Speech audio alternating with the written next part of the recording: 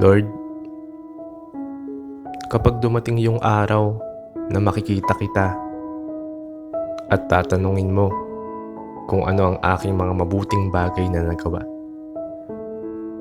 hindi ko alam ang sasabihin kong mga salita. Lord, tatahimik siguro ako ng ilang segundo o kaya isang minuto o baka isang oras kung talagang mag-iisip ako. Huhugot ng mga letra, pati na ng mga numero at babalikan yung buhay na ipinagkaloob mo. Yung buhay na iyong iniregalo. Yung buhay na nais mong gamitin ko sa kabutihan ng maraming tao. Lord, kapag tinanong mo ako, sigurado ako ay mapapahinto. Titingin sa dako na sobrang layo, maghahanap sa pinakailalim ng aking puso. Tatanawin kong muli ang mga lugar kung saan ako nag-iwan ng bakas. Hahagilapin ko ang mga litrato sa aking isipan ng bawat bukas. Tatanungin ko ang aking sarili kung may makabuluhan bang bagay akong natuklas. Babalikan na ang mga labanan sa buhay kung ako ba ay naging patas. Ilang beses nga ba akong nanlamang sa aking kapwa? Ilang ulit nga ba akong pumasok at lumabas?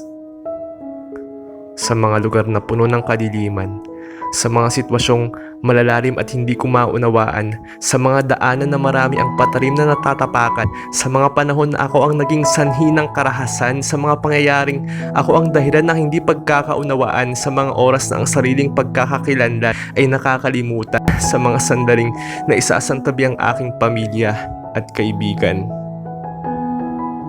Ang lahat ng iyon ay aking hihimayin at babalikan upang mayroon akong maisasagot sa iyong mahirap na katanungan. Lord, mayroon naman akong mga natulungan. Inspirasyon sa buhay ay aking nabigyan ang ilan. Naging mabuti rin na akong anak, kapatid at kaibigan. Ay bahagi ko rin ang aking mga talento sa karamihan. Nagamit ko rin sa kabutihan ng aking kaalaman. Pinangalagaan ko rin ang aming kapaligiran. Ang mga desisyon ko ay ikaw ang naging sentro ng kaisipan upang hindi ako magkamali sa mga salitang aking bibitawan, hindi makapanakit ng sino man, hindi maging pasakit sa mga taong makakasalamuha sa daan. Lord, kung magkita man tayo sa kalangitan o sa ibang lugar pa man, aaminin ko rin sa iyo ang aking mga naging kasalanan, sapagkat sa mga panahon na iyon, akin kitang nakalimutan.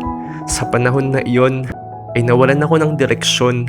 Nawalan ng panahon sa iyo na aking Panginoon. Umikot ang aking mundo sa alak, kasiyahan, pera at bisyo, sapagkat akala ko ito ang langit na hinahanap ko.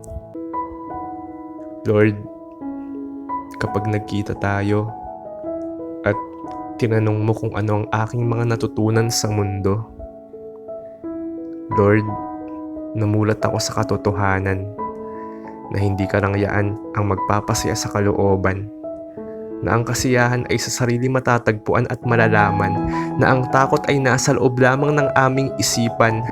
Lord, ikaw ang katotohanan, ang totoong may likha ng araw, buwan at mundo, ang totoong pinapanggalingan ng lakas ko, ang totoong nariyan palagi sa tabi ko. At kung tatanungin mo ako kung ano ang mabuting bagay na nagawa ko sa mundo, isa lang ang tanging maisasagot ko sa iyo. Lord, ibinahagi ko ang pagmamahal mo.